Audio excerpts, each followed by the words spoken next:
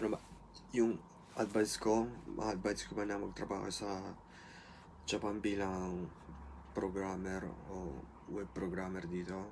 Ito na, ano, hindi ko ma ma-advise na magtrabaho kayo dito. Kung nakatira na kayo dito, okay lang. Pero kung ito-try nyo dito maghanap ng trabaho, mahihirapan talaga kayo. Sa Tokyo lang sila nag-hire ng mga foreigner. Dito sa Kobe, sa Osaka, o sa ibang mga lugar.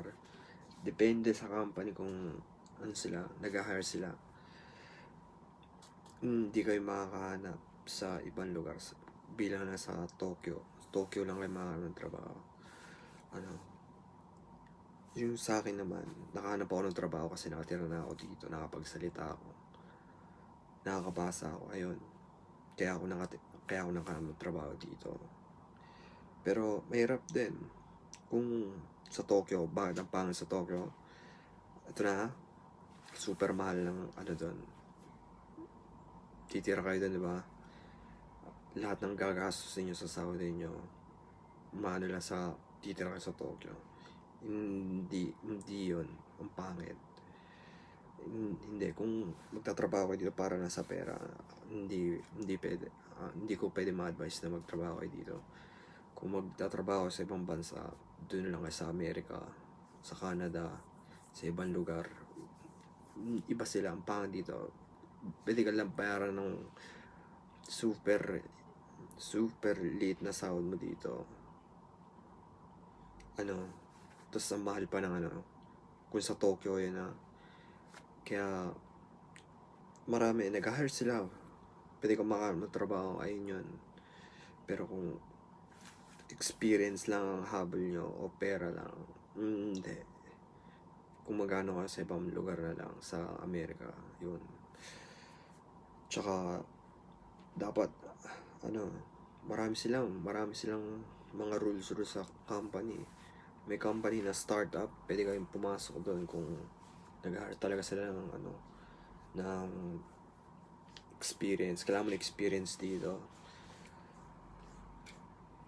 Pero yun, malaki sahod, depende kung experience ka na talaga.